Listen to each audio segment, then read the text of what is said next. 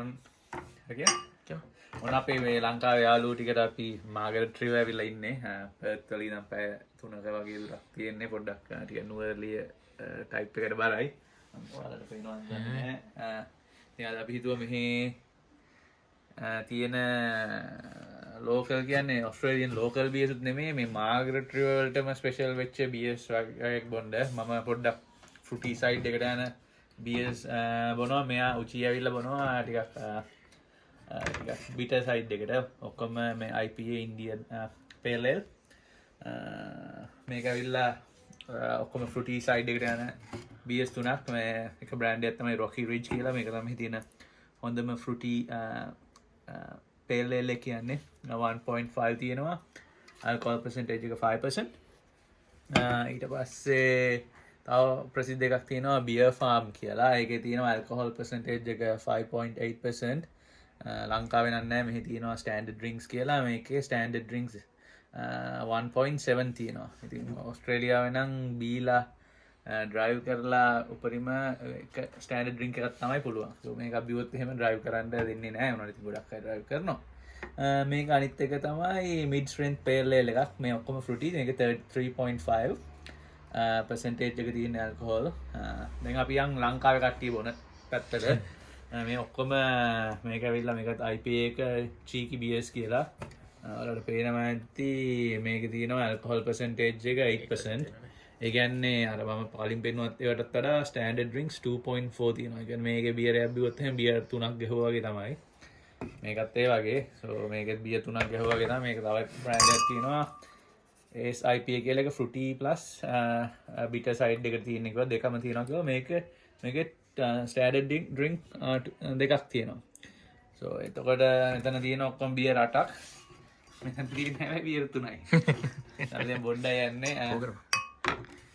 තව එකක් අපි පොඩ්ඩක් මේවා කරලා තියෙනවා. අපි ගොඩ දෙනෙක් කරන්නේ ගොඩක් අය හිතනවා මේ බියර් කඩන්න දන්නේ නැහැ කියලා. ගොඩක් අය ඉතින් අපි හැමෝම මෙහෙම බියර් එකක් පුව කරන්නේ මෙහෙම පැත්තට කරලා. එතකොට එහෙම වුණාම ගෑස් එන්නේ නැහැ.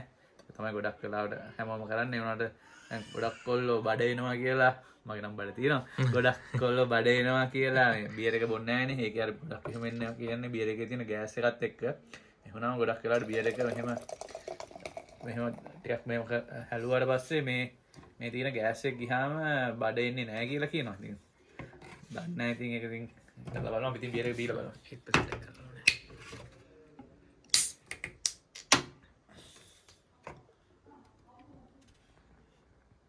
බියර් එක මෙහෙම දාලා බලමු. මේක ඕපන් කරද්දිත් මාර් ෆෘටි සුන්දරයි. ෆෘටි සුන්දරයි.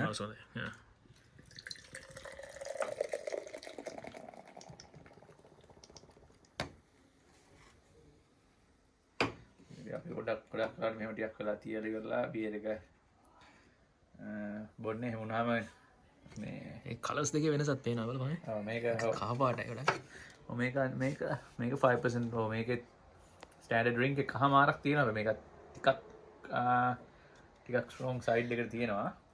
අපි ගාන අපි ඩොලර් 40 ගණක් කියන්නේ. සාමාන්‍යයෙන් ඇත්තටම මෙහි බියර් 6ක් ගන්න යන්නේ ඩොලර් 15ක් තමයි යන්නේ. මේවා ටිකක් අර මේ ලංකාවේ තියෙන මොනවද? මොකද්ද කියන්නේ ලංකාවේ තියෙන මේ ස්ට්‍රෝං බියර් එක තියෙන්නේ. ස්ට්‍රෝං බියර් එක වගේ මෙහි තියෙන මේ බියර් එකට වඩා alcohol percentage වැඩි හින්දා මේවා ගණන් සාමාන්‍ය මේකට මේ 6ටම ගියා ඩොලර් 43ක් ගියා ඩිස්කවුන්ට් එකක් දීලා නේ. ඔව් ඩිස්කවුන්ට් එකක් 10% ඩිස්කවුන්ට් එකක්. ඒ කියන්නේ සාමාන්‍යයෙන් බියර් 18ක් විතර ගත්ත හැකි මේ ගන්න. අපි දැන් try කරලා බලන්න ඕන හින්දා මේක ගත්තේ. ලංකාවේ සල්ලෙන් ගත්තත් බං කියන්නේ ඒ කියන්නේ 40ක්. හෙලෝ 8000ක් විතර ගියම මේ බියර් හැට. ඔනේ බලනාගෙන මුන්ට පිස්සු කියලා වයින්වත් ඇති. ඔව් පිස්සු නම් තමයි ඉතින්. පිස්සු වලත් කරන්න බෑ.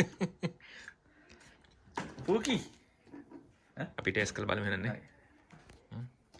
අපි බියර් ටෙස්ට් කරලා බලමු. ඔයාගේ පොඩ්ඩක් මෙයා තියෙනවා මම පොඩ්ඩක් බිලවා.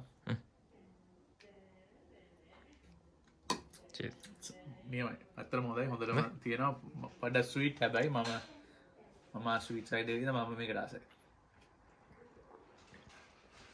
මේක නෑ පිට අහන්න දෙයක් නෑ පාටත් එක්කනේ. මේකයි ඉතුරු ටිකක් මෙයා ගන්න. එහෙනම් ගයිස් ආයෙ වීඩියෝ එකකින් හම්බෙමු.